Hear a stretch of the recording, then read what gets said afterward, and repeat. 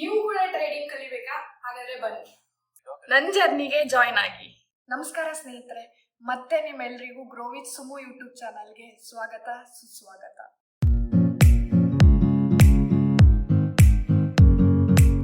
ನೀವೇನಾದ್ರೂ ಟ್ರೇಡಿಂಗ್ ಕಲಿಬೇಕು ಅಂತ ಇದ್ದೀರಾ?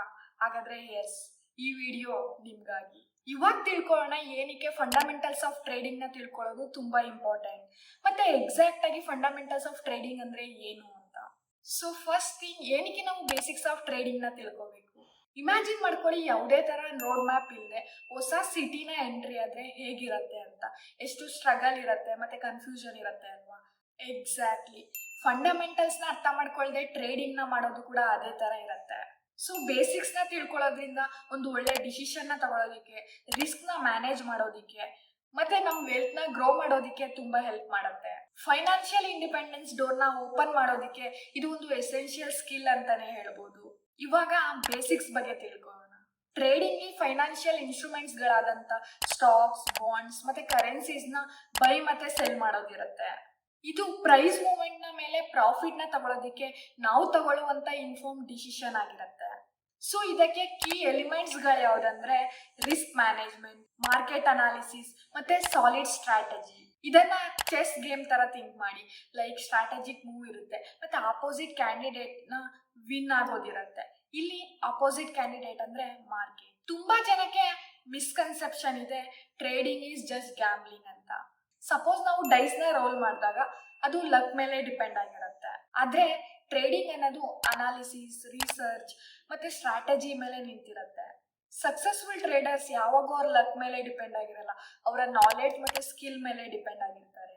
ಇದು ಮಾರ್ಕೆಟ್ ಟ್ರೆಂಡ್ಸ್, ಎಕನಾಮಿಕ್ ಇಂಡಿಕೇಟರ್ಸ್ ಮತ್ತೆ ಪ್ರೈಸಸ್ ಮೇಲೆ ಇನ್ಫ್ಲೂಯೆನ್ಸ್ ಆಗೋ ಫ್ಯಾಕ್ಟರ್ಸ್ ನ ಮೇಲೆ ಡಿಪೆಂಡ್ ಆಗಿರುತ್ತೆ. ಯಾವಾಗೂ ಇದರಲ್ಲಿ ರಿಸ್ಕ್ ಇದ್ದೇ ಇರುತ್ತೆ. ಬಟ್ ನಮ್ ಗೋಲ್ ಯಾವಾಗ್ಲೂ ನಮ್ಮ ಒಂದು ಇನ್ಫಾರ್ಮ್ ಡಿಸಿಷನ್ ಮುಖಾಂತರ ವಿನ್ನಿಂಗ್ ಚಾನ್ಸಸ್ ನ ಟಿಲ್ಟ್ ಮಾಡೋ ತರ ಇರಬೇಕು. ಇವಾಗ ಆಲ್ರೆಡಿ ನಿಮ್ಗೆ ಗೊತ್ತಾಗಿದೆ ಟ್ರೇಡಿಂಗ್ ಬೇಸಿಕ್ಸ್ ನ ತಿಳ್ಕೊಳ್ಳೋದು ಎಷ್ಟು ಇಂಪಾರ್ಟೆಂಟ್ ಅಂತ. ಸೊ ಇವಾಗ ತಿಳ್ಕೊಳ್ಳೋಣ ಹೇಗೆ ಸ್ಟಾರ್ಟ್ ಮಾಡೋದು ಅಂತ. ಟ್ರೇಡಿಂಗ್ ಪ್ಲಾನ್ ನ ಬಿಲ್ಡ್ ಮಾಡೋದು ತುಂಬಾನೇ ಇಂಪಾರ್ಟೆಂಟ್ ಆಗಿರುತ್ತೆ.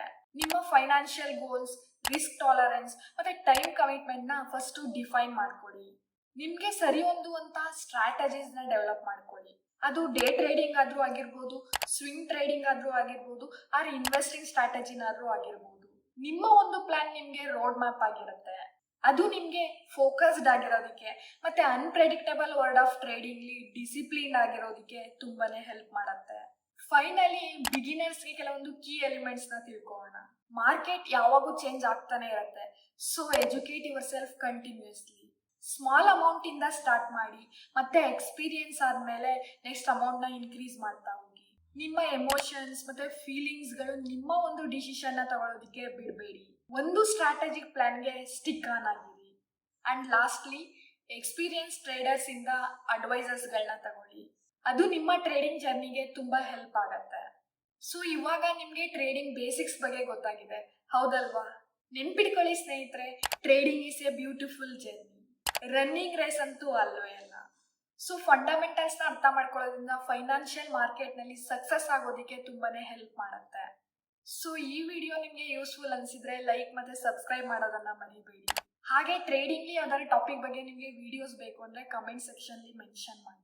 ಮತ್ತೆ ನೆಕ್ಸ್ಟ್ ವಿಡಿಯೋನಲ್ಲಿ ಭೇಟಿ ಆಗೋಣ ಸ್ನೇಹಿತರೆ.